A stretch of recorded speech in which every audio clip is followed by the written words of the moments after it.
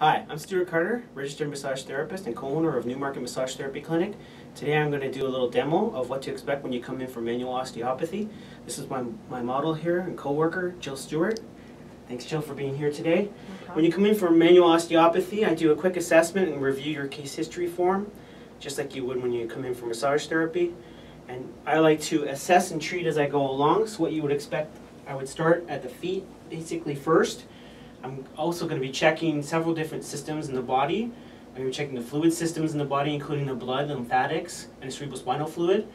I'm going to be checking the viscera, or the organs in the body, to look at if there's any restrictions or blocks or adhesions in the areas. I'm going to be looking at the cranial system, working with the bones and the structures in the head, the spine, and the sacral pelvis. And so I'm going to do a quick overview of what to expect when you come in. The overall treatment takes about an hour. And I'm going to obviously speed it up and just take a couple minutes. So I typically would start at the feet with my clients, working on their feet and their toes, assessing the area, looking for imbalances between right and left, front to back, any asymmetries or imbalances there. I would then work my way down to the area around her ankle or your ankle. Again, assessing for any structural issues. I may also at this time then pull on your legs to assess the hips and the flexibility of the hips and the movements of the hips, and the imbalances in left and right and front to back. From this area, I'm going to go up to the knees. I will usually check the knees either bilaterally or unilaterally. I would just work from the knee to the ankle and just assess it for any restrictions in the area. I then work up to the front of the pelvis. It's called the ASIS. I'm looking for any asymmetry, blocks in the system. Typically as a therapist, I close my eyes because the movements are really subtle.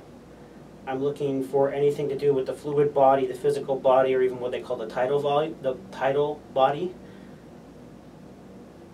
Sometimes I will then also do what they call a leg pull to assess the flexibility in the pelvis and release some of the connective tissue surrounding the leg up into the lower back.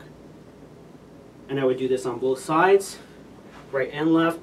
And you may find during the session that I might keep my hands on a certain area for more period of time. So I can hold the pelvis area around the hips for 2 to 3 minutes while I'm waiting for structures to balance themselves, or I may only be there for 30 seconds. Just depends on the actual tissue itself and how it's responding. So I would assess the area here between right, left, front, and back. I'm just going to put your arms down by your side.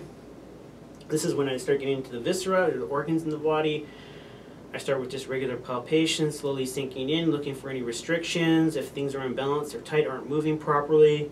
I check under the ribs here, around the liver and the gallbladder. I check the other side as well, stomach, looking for any type of restrictions, assessing the diaphragm as well and how the lungs are moving, also how the ribs are moving. I go bilateral here across the ribs to assess how they move, and upper ribs and lower ribs at the same time, again looking for symmetry and any imbalances. When I get to the shoulders, I usually do a type of compression. I'm looking for the shoulder, clavicle, collarbone, any issues there where there might be some tension or restrictions. Assessing the movement and as the breath goes in and out as well.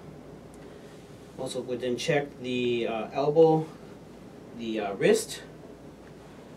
If there's any problems with the hands, I would do some work on the hands if there's carpal tunnel syndrome or anything wrong there. And many times I would do what they call an arm pull, again waiting for the connective tissue to release through the shoulder and neck. And of course up into the upper back.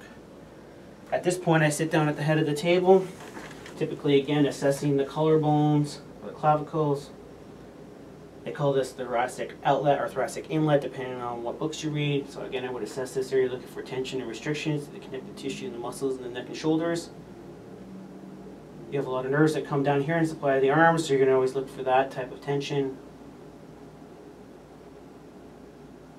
I then at this point may actually pick up the person's head and look at the flexibility and movement in the neck. I'm going to test the mobility of the joints and sometimes do a mobilization technique. It's not a cracking, it's just a movement to add some flexibility into the area to make some space for things.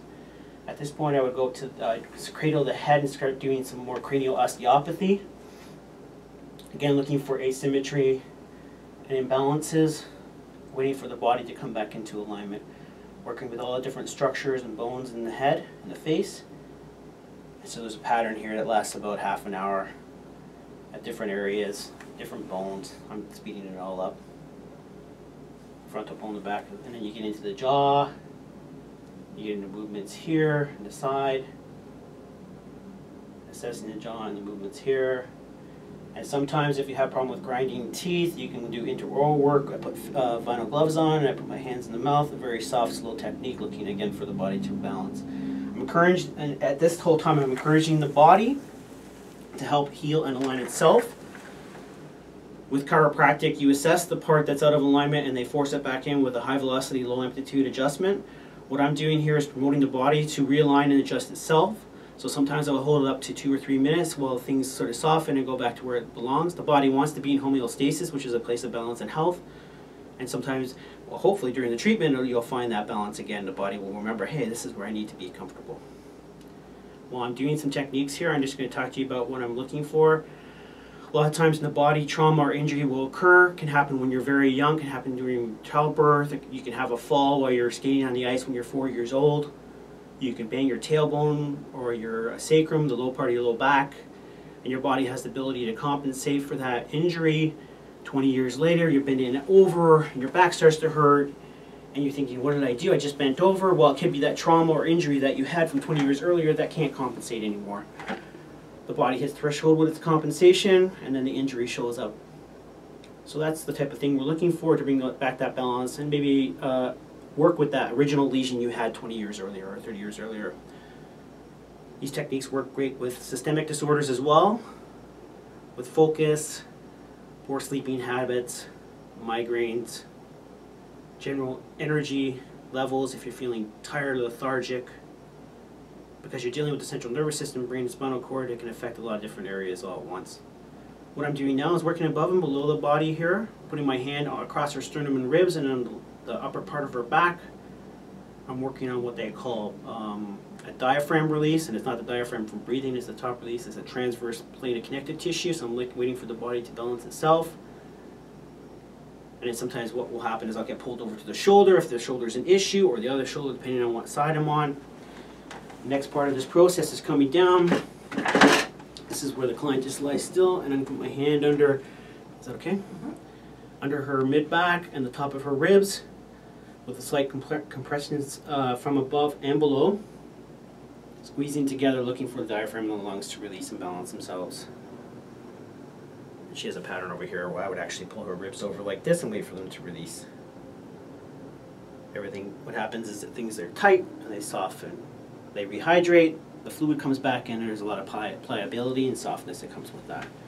Work my way down, just below the ribs, working with some of the organs again. I won't be specific with which ones. Applying a light pressure from above, and underneath I'm coming up with my bottom hand. I'd work down to the little back area, just below the belly button. Again, doing a compression, waiting for releasing. If this was a real treatment, my hand might start to turn like this. I might apply more pressure on this side or this side, waiting for things to balance. It's never deep or painful. It shouldn't be, at least. Hopefully it should be relaxing. The last part of this part is, last part of this sequence is putting my hand on the sacrum, cradling the body, putting my hand, this is called the pelvic floor release. This helps with a lot of reproduction organs, large intestines, helps with the low back and sacroiliac joints at the back. Again, waiting for balances. There's a nice release there. The next part of the process would be coming back to the pelvis. So I'm assessing and treating all the way up and all the way back again. I'm looking three-dimensionally, front, back, side to side. Again, looking for imbalances there. Checking imbalances here, coming down to the knees. Assessing both sides bilaterally. How are things moving? How are things feeling? Working with the fluid system. And coming back to this area here. Doing a little bit of leg pull and looking to see how the body is releasing. When you go to see massage therapists, physios, or chiropractors, you'll often find that they all do different types of work and focus on different areas. And it's the same thing with manual osteopathy or osteopathic manual therapy. You can go see 5 different therapists and they'll focus on 5 different things. I've been doing these type of techniques since 1994 when I took my first craniosacral therapy technique, craniosacral therapy level 1. You can go on our website, newmarketmassage.ca, and see the evolution of my different courses and certifications I've taken over the years. But I find that this is a nice overall process. It's a protocol that I follow during most of my treatments unless I'm guided otherwise. Start at the feet, work up to the head and back down to the feet. It takes about an hour with adults. With children, it can take half an hour to 45 minutes depending on what I find going on in their body, and it can take multiple treatments, sometimes 1, 2, or 3, and if it's a longer or an older type of injury or multiple injuries, it can take up to 10 different treatments. You can space them out. That would be discussed depending on the individual case. Hopefully this has been helpful for you to have a small demo of what manual osteopathy is, or osteopathic manual therapy is. And you can go to our website, like I said, newmarketmassage.ca.